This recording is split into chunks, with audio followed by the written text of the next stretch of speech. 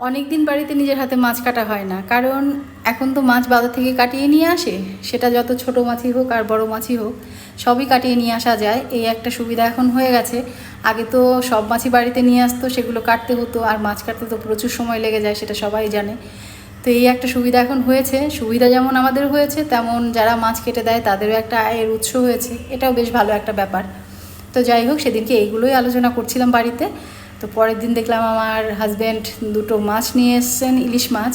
তো একটা কাটিয়ে নিয়ে এসছেন আর একটা নিয়ে এসেছিলেন গোটা, আমাকে দিয়ে কাটাবেন সেই জন্য। তো বহুদিন তো মাছ কাটা হয় না, সেই জন্য এই বটিটাকে অবসরে পাঠিয়ে দিয়েছিলাম। তো এবারে এই মাছ নিয়ে আসার পরে সেটাকে টেনে টুনে কোনার থেকে বার করলাম। বার করে দেখি ওটার অবস্থা তো একদম মানে কাহিল আর কি। জং ধরে গেছে, ধার নষ্ট হয়ে গেছে। কিন্তু এক সময় এই বটি আমাকে প্রচুর শ্রম দিয়েছে, এটার প্রতি কোনো অভিযোগ আমার নেই। তো যাই হোক, ধার দিয়ে তারপর মাছটাকে কেটে নিলাম। আর বড় মাছ তো কাটতে বেশ ভালো লাগছিল, অনেক দিন পরে কাটলাম, সেই জন্য ভালো লাগলো। কিন্তু আগে যখন প্রত্যেক দিন মাছ কাটতাম তখন কিন্তু একটুও ভালো লাগতো না। এই হলো ব্যাপার।